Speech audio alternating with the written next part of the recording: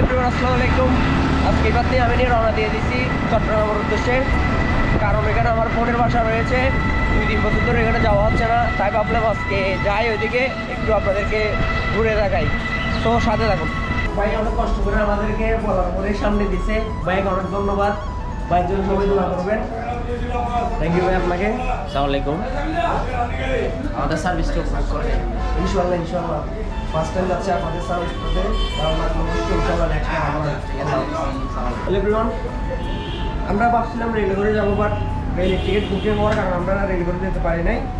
এখন চলে আসলাম বাস টার্মিনালে, আর বাস থেকে বেরোতে একটু লেট হয়ে গেছে, যার কারণে বাস করে যেতে হচ্ছে আর কি। সাথে থাকুন। আমরা এখন পূর্বী টিকিট করছি, আপনারা দেখতে পাচ্ছেন। আমরা পূর্বী করে চট্টগ্রাম যাবো। ফাইনালি বাসে উঠে গেলাম। ইফাত আর আমি চিলকরে চলে যাচ্ছি চট্টগ্রামের উদ্দেশ্যে। এখনও আমরা কক্সবাজারের ভিতরেই আছি। সামনে যে ওয়ালটা দেখা যাচ্ছে ওইটা পার হলে চট্টগ্রামে ঢুকে গেলাম। ফাইনালি চট্টগ্রাম ভিতরে ঢুকে গেলাম। গাইস, ইফাততে খুবই খারাপ লাগতেছে, কারণ ও রেলে করে যেতে চাইছিল, বাট যেতে পারে নাই। Next time. ফাইনালি চলে আসলাম চট্টগ্রাম পটিয়াতে। এখন বাস থেকে নামলাম, মামার দোকানে যারা একটু চা বিস্কুট খাইলাম। এখন চলে যাবো বোনের বাসায়, যেহেতু ভিতরে, তাই আমাদের থেকে সিএনজি নিয়ে যেতে হবে। তো সাথে থাকুন। সিএনজি একটা টিকটাক করে উঠে গেলাম। ইফাত আর আমি গ্রামের ফিল নিয়ে চলে যাচ্ছি। ফাইনালি চলে আসলাম। এখানে আমাকে রিসিভ করতে আসলো আমার ভাগ্নিটা আসার পরে আমাকে বলতেছে, মামা আমার কবুতরগুলো দাও। এরকম বলে কবুতরগুলো নিয়ে এমন দূরানিটা দিল গাইস, বলার বাহিরে। ফাইনালি চলে আসলাম। এখন আছি আমি আপুর ছাদের উপরে। আপু যেহেতু গাছপালা রোপণ করতে খুব পছন্দ করে আপু, তাই আপনাদের একটু আপুর গাছপালাগুলো একটু দেখাই জানলাম আর কি। দেখাই একটা একটা করে। আপু এলাকার গাছ রোপণ করছে, দেন বাদ পাতা গাছ রয়েছে, আরও রয়েছে মেহেদি পাতা গাছ। এলাকারা গাছ একটু বেশি, আর পুদিনা পাতায় রয়েছে, সাথে ভেন্ডিও রয়েছে। নানা রকমের গাছ রোপণ করছে আপু। এটা লেবু গাছও রয়েছে এখানে, সাথে লেবু গাছ আরও রয়েছে, আরও শাকসবজির গাছ, অনেক শাকসবজির গাছ রোপণ করছে আপু। তারপরে রয়েছে আপনার বেগুন গাছ, আর আরেকটা গাছ রয়েছে, এটা হচ্ছে আপনার ড্রাগন ফল গাছ। সামনে আরও আছে, আপনাদের একটু দেখাই। ফুল গাছও রয়েছে আপুর কয়েকটা, গাঁদা ফুলও রয়েছে আপনার।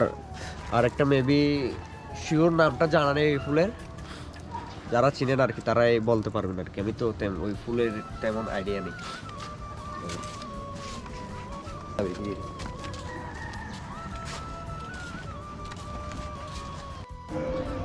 আপু গাছের ভিতরে অ্যালোভেরা রোপণ করতে খুব পছন্দ করে। ছোটখাটো এই অ্যালোভেরাগুলো আপুর একটু দেখাই পাত।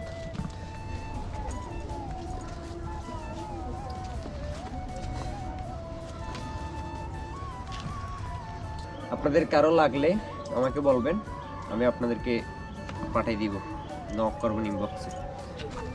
সাথে ইফাতকে নিয়ে আসলাম। ইফাত থেকে এখানে এসে কেমন লাগতেছে? এবার তোমার অনুভূতি কেমন?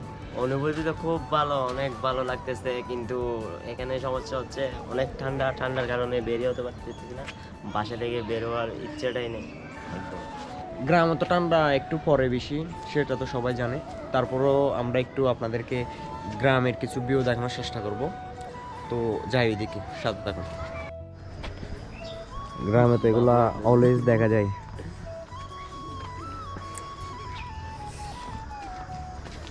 বাই, গ্রামের ফিল্ডে কিন্তু আলাদা।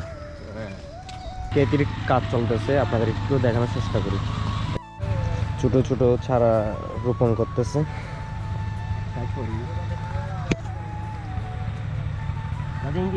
গাইস, এটা হচ্ছে টমেটো চারা।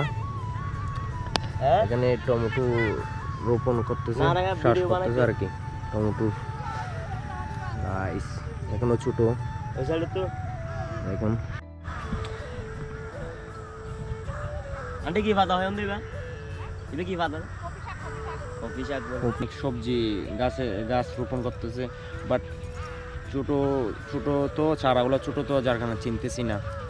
তো আপনাদেরকে কষ্ট হয়ে যাচ্ছে, তো যার কারণে আপনাদেরকে বলতে অসুবিধা হচ্ছে আমার।